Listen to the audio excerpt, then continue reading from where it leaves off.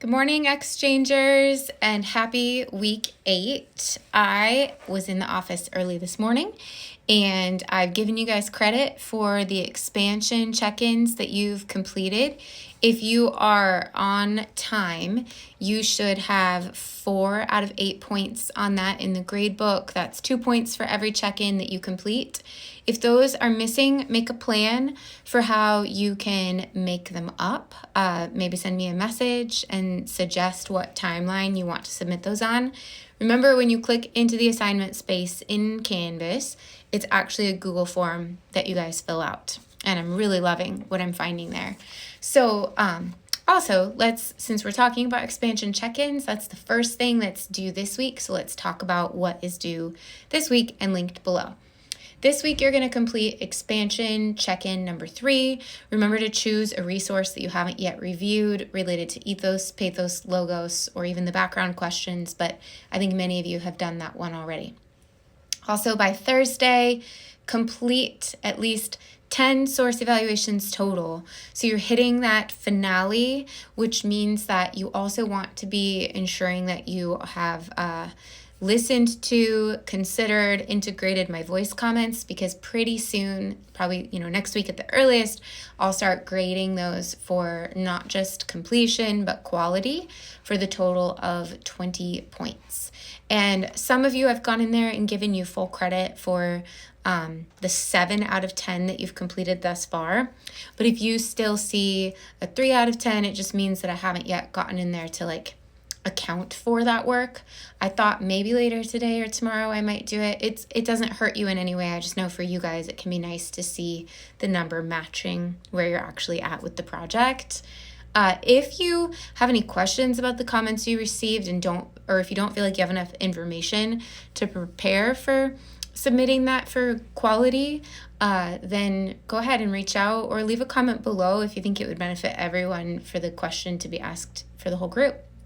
And then remember, you guys, that you have more reviews due Sunday. That's something I haven't given you any credit for yet. I'm kind of leaving it alone for now while I prioritize making sure I've commented on everyone's source evals project and also just queuing in on these check-ins. And last week, the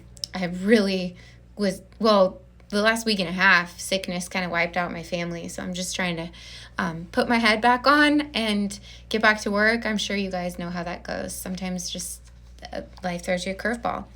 Anyway, I want to talk about the expansion check-ins with all of you before we get into the just the nitty-gritty of each person's individual article. I want to tell you some things that I hear in here that I think are awesome. So I added more background explanations. If you're doing that, you're doing the right thing. I had a lot of personal perspectives, but I personally felt like that needed to be trimmed back. I love that you're practicing agency. I realized that I should view my article from an opposite angle. So now I plan to discuss the negatives of the thing that I'm trying to promote. Love that. If you're doing that, you're working in the right ways. I shouldn't just state facts. I should also add personal stories. That I'm going to hear a lot of that in these updates, and I just want you to know how happy it makes me. I think you guys are doing excellent work. I realize I should play the devil's advocate. This doesn't actually make my article weaker. It makes it stronger, especially if you choose a devil that isn't a straw man, and you see that in my resources. A straw man is an easy target. Choose a strong target or opponent and prove that you can debate with that opponent and still your thesis prevails. I added on to my personal experience with more details, like concrete details, especially if it's like in creative writing, if we can see it, hear it, taste it, smell it, touch it, that can add so much to the visceral experience of reading.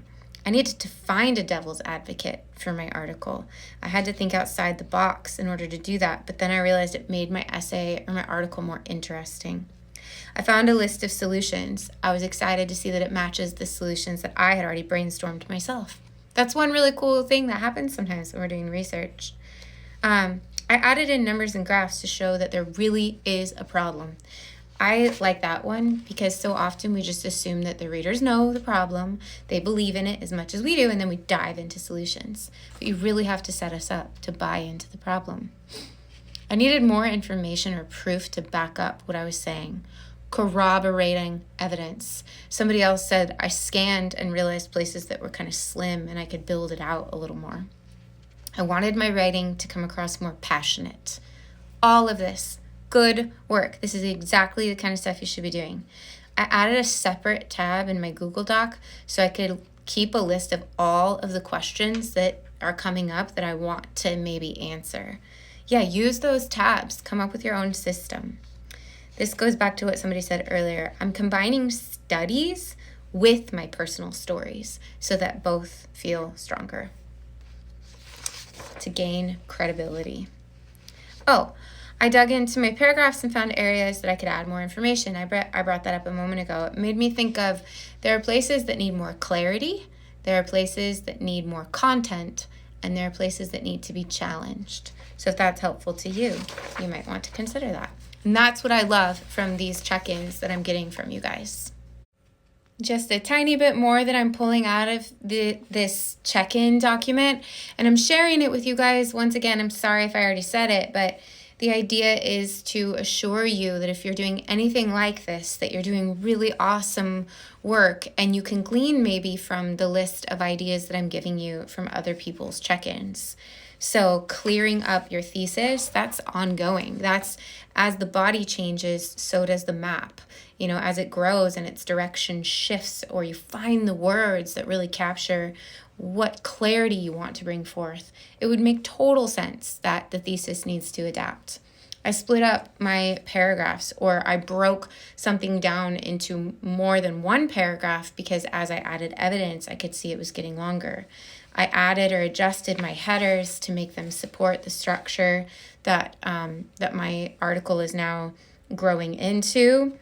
And then this one I've seen in a few different places. I'm really trying to take into consideration what my classmates are weighing in with. Remember, I'm just one reader. That's not that's not a very quality learning experience if you only get input from one audience member. Receiving that from each other gives you that more authentic experience of people taking different things away from what you're writing. I worked on improving my transitions, or balancing my voice, my personal voice, with the professional voice that I want to convey. Reading out loud, you guys are getting to the place in your writing process where reading out loud might become especially beneficial to you to hear what would my article sound like if it was being presented to live people, to a live audience, and how do I sound saying these words. When you read out loud, you might find even stronger phrasing or vocabulary to accentuate the oomph that you want to have behind the words. All right, everyone, just a few final comments before I close off. I know that based on your check-ins and just from my personal life as well, probably the thing that's holding all of us back, if at all, would be stuff that has nothing to do with this class. So I encourage all of us to have a lot of positive self-talk built into your routine. Applaud yourself for what you are accomplishing and set reasonable expectations for what you can get done in a single day. I'm saying things that I'm also still working on and growing in, but somebody said, oh, it helped me that you said to stop focus on getting everything done all at once. That is really for all of us and for me too. I can just do my best every single day. So just give what you have and know that sometimes you're going to be thrown off for an entire day or 3. Sometimes you're going to be thrown off for an entire 2 weeks. Try to have trust in yourself that you're going to be able to redeem the situation. That's for me as well. Other things are wording and flow are things that you guys would like help with.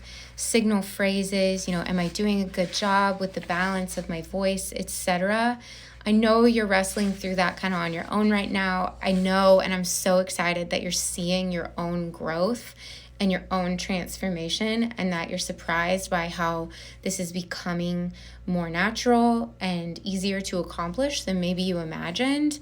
So keep at it. I am very, very close to being able to dive in and give you some more customized feedback.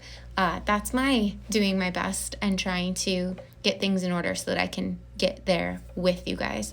But for now, I really hope that this recording gives you some kind of genuine awareness that I'm in it. I'm there. I see what you guys are up to. I'm really proud of you. I think you should be really proud of what you're doing together, and keep at it. Reach out if you need anything individual from me, and just keep your eyes on your documents as I get around to making those comments. All right, you guys, have an awesome week. Do something for yourselves. I will talk to you soon.